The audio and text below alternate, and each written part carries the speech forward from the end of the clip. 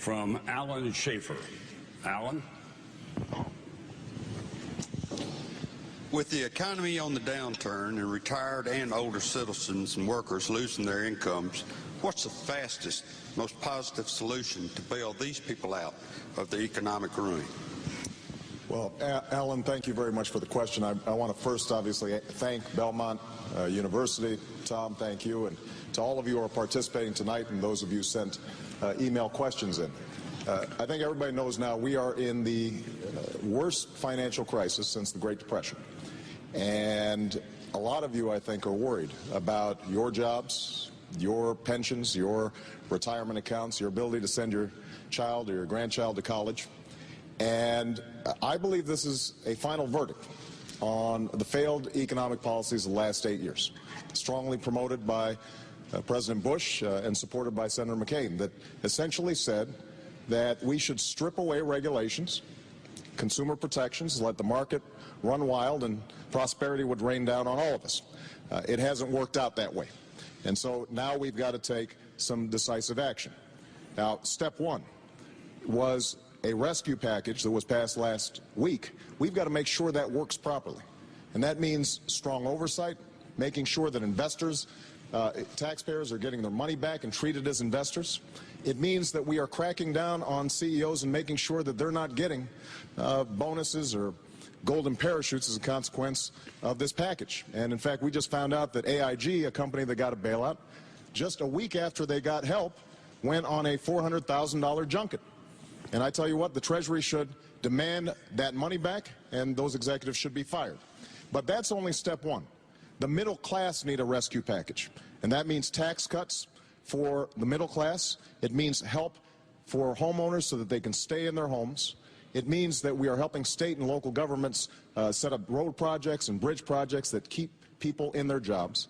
And then long term, we've got to fix our healthcare system. We've got to fix our energy system that is putting such an enormous burden on families. You need somebody working for you, and you've got to have somebody in Washington who's thinking about the middle class and not just those who can afford to hire lobbyists. Senator McCain? Well, thank you, Tom. Thank you, Belmont University. And Senator Obama, it's good to be with you at a town hall meeting. And Alan, thank you for your question. You go to the heart of America's worries tonight. Americans are angry, they're upset, and they're a little fearful. And it's our job to fix the problem. Now, I have a plan to fix this problem, and it's got to do with energy independence. We've got to stop sending $700 billion a year to countries that don't want us like us very much. We have to keep Americans' taxes low, all Americans' taxes low. Let's not raise taxes on anybody today. We obviously have to stop the spending spree that's going on in Washington. Do you know that we've laid a $10 trillion debt on these young Americans who are here with us tonight? $500 billion of it we owe to China. We've got to have a package of reforms, and it's got to lead to reform, prosperity, and peace in the world. And I think that this problem has become so severe, as you know, that we're going to have to do something about home values. You know that home values of retirees continues to decline, and people are no longer able to afford their mortgage payments.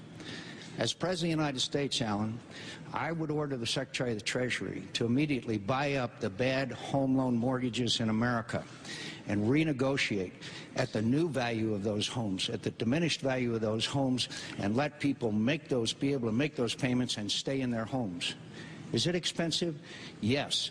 But we all know, my friends, until we stabilize home values in America, we're never going to start turning around and creating jobs and fixing our economy.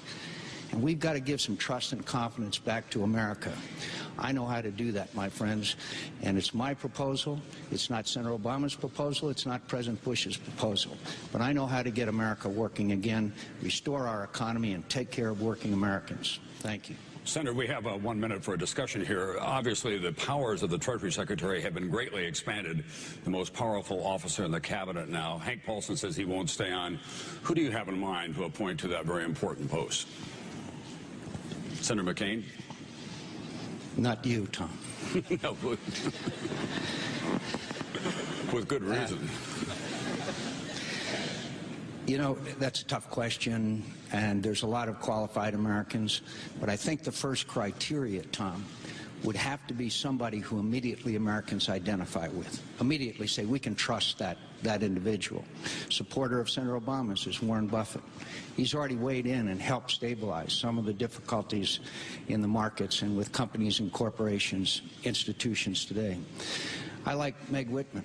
She knows what it's like to be out there in the marketplace. She knows how to create jobs. Meg Whitman was the CEO of a company that started with 12 people and is now 1.3 million people in America make their living off eBay.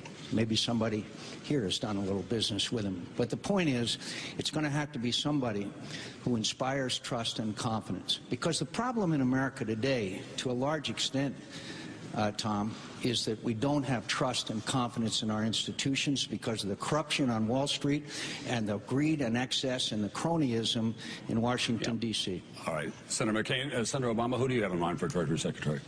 Well, Warren would be a pretty good choice, Warren Buffett, and I'm pleased to have his support, but there are other folks out there. The key is making sure that the next Treasury Secretary understands that it's not enough just to help those at the top. Prosperity is not just going to trickle down. We've got to help the middle class. And we've, Senator McCain and I have some fundamental disagreements on the economy, starting with Senator McCain's statement earlier that he thought the fundamentals of the economy were sound. Part of the problem here is that for many of you, wages and incomes have flatlined. For many of you, it is getting harder and harder to save, harder and harder to retire.